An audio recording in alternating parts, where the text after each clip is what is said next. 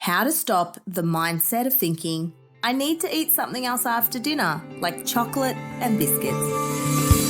Welcome to the 7-Figure Freedom Podcast, where ambitious CEOs turn to transition from being the doer of the business to being the leader of the empire.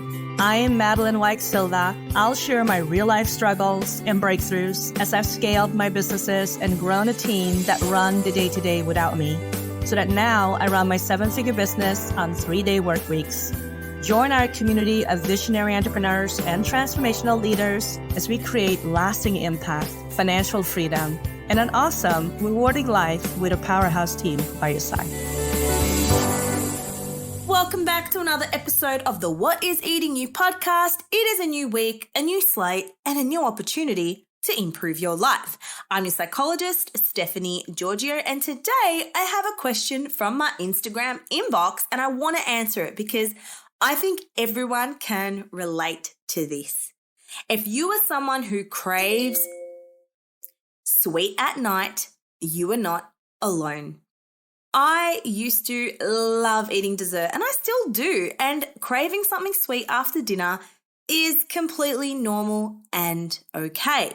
Now, I'm not here how to tell you to stop the mindset, so I'm sorry, but in this question, I'm going to give you something so much more valuable that's actually going to help you address this concern. Now, post-dinner cravings are completely normal and okay. Cravings are okay. Diet culture has demonized cravings, especially if you have sweets. And whilst there may be another underlying need, like maybe you need more magnesium or some sort of other mineral and vitamins, recommend you get that checked out. It's actually okay and normal to want something sweet, especially at night. 1, it's enjoyable. 2, it's delicious. 3, it's probably the only time you sat down all day where you can finally enjoy something for yourself. But here is a way you can start to address this. Now, let's start by exploring the science behind cravings. Why does our brain seem to go into overdrive when we tell ourselves that we can't have something? So I'm going to do something completely different here. Instead of telling you how to change your mindset so you don't crave these things at night, I'm going to tell you how to change your mindset so even if you do crave these things, it's not going to matter and it's not going to be distressing. And by actually meeting this need that your brain wants, the noise is going to get less and less. All right, it comes down to our brain's reward system. So our brains are wired to seek out pleasurable experiences and rewards. Now, when we deny ourselves something like sweets, our brain interprets it as a potential threat to our pleasure and well-being. This triggers a surge of neurotransmitters like dopamine, which are responsible for feelings of pleasure and reward. So essentially, when we're saying, why am I always craving something sweet? I shouldn't have been eating this. I shouldn't have eaten the chocolate. I have no willpower. I can never say no. You're actually doing yourself a disservice. Yep, you are making it worse. When we say no to ourselves, our brain perceives it as missing out on something enjoyable. But how does this link to a negative relationship with food? Well, over time, the cycle of restriction and subsequent indulgence can lead to a negative relationship with food. So for example, if you're like, I shouldn't be eating cookies and chocolate after dinner, I should be more strict, and you start to actually stop having those things. You're like, today, that's it. I'm going to stop. I'm going to have a herbal tea and I'm going to chew gum and I'm not going to have sweets after dinner. Guess what? Restriction leads to binge. It has nothing to do with willpower. It's your brain. The minute your brain gets denied of meeting its needs or giving it something you want, it is going to do anything to get that need met, including binge eating, etc. More so, when we start associating certain foods with guilt, shame, or failure for not being able to resist them, this can lead to what is known as dietary deprivation mindset, where we believe that all these forbidden foods are more desirable and worthy of our attention. So I call this putting food on the pedestal. Chocolate, biscuits, jello, whatever it is, we put it on this pedestal and it's this amazing food we can't have, and we somehow need to be this magical unicorn that never craves these foods. But what I'm all about is creating an abundant mindset with food. You tell yourself you can have the packet of Tim Tams whenever you want. You tell yourself you can have sweets and biscuits all night if you want. It is about cultivating an abundant brain around food, because when something is readily available at all times, you're not going to crave it as much, right? So for example, if you always have tomatoes in your fridge, you're not going to see tomatoes as anything special. But when you've deprived yourself of something, maybe you went on some crazy ass diet and you weren't allowed to have sweet potato or anything that was white, all of a sudden sweet potato tastes like heaven because you've been restricting it, and all of a sudden it's all you can think about and become obsessed with. So how do you break free from this cycle? Well, the first thing is stop thinking this is bad.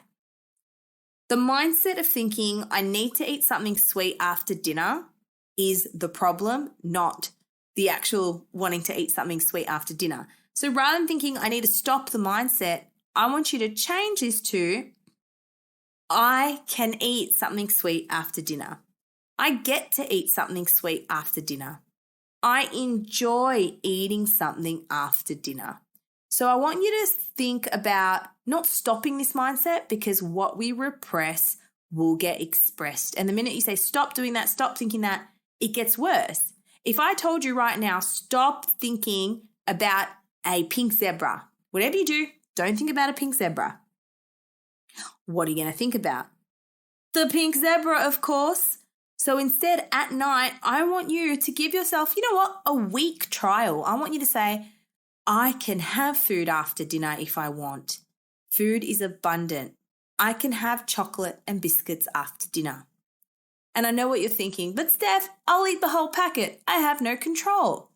Yes, initially you may engage in what's called a food honeymoon, because you've been restricting for so long and now you're finally giving yourself permission. Then you may have a bit of a honeymoon, but I promise you it's not going to last, but it may be part of the process is just allowing yourself to eat. There's a book called Beyond Chocolate, and it actually tells you to eat chocolate all day, all night to get over this idea that you can't have chocolate. I actually learned about this book because I had hypnotherapy done because I thought I had an addiction to chocolate. But the truth was I was so restrictive of chocolate that when I ate it, I couldn't stop. And I'm like, I have a chocolate addiction, when in actual fact, I had a restriction addiction. So to this person saying biscuits and chocolate after dinner, have them. Allow yourself to have them. And I promise the more you make it this big taboo thing that's bad, you're going to want to do it less over time. The other thing I would encourage is, are you eating biscuits and chocolate throughout the day? You want to encourage foods that you tend to maybe crave at night or you binge on in your day-to-day eating. This is super important. So 1, 2, 3. The third thing is mindful eating. So when you're eating these chocolates and these biscuits after dinner, taste it, enjoy it. Say to yourself, I love this biscuit. I can taste the chocolate. I'm enjoying the way this feels in my mouth. Because if you're going from a mindset of, I need to stop these thoughts, I shouldn't be eating this, you're going to eat very rapidly and very suddenly. And suddenly you're not present. And what happens when we're not present? We eat when we're not hungry, we're not aware of our food cues, and then we start to eat double because we're thinking about the next serving while we're eating the first one.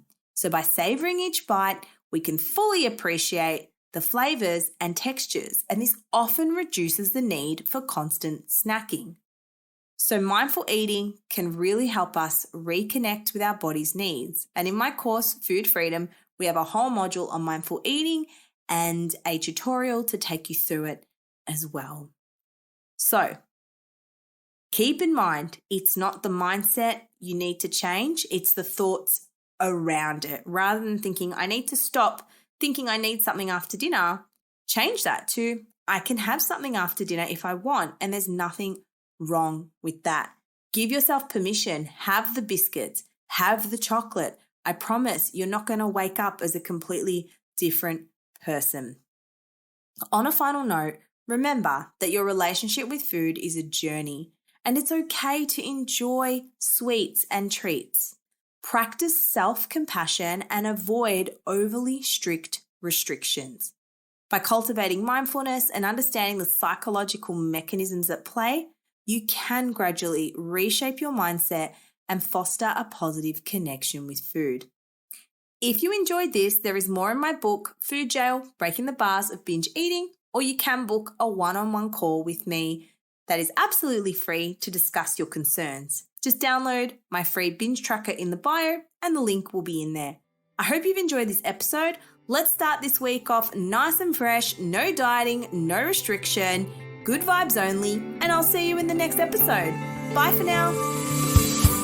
Thanks for tuning in to the 7-Figure Freedom podcast. I hope this episode sparked a shift in perspective to help you amplify your impact, income, and freedom. Schedule a call with me today. You'll find the scheduling link in the show notes to take the first step towards gaining clarity on how to bring your vision to life with more ease. Check the show notes for additional resources.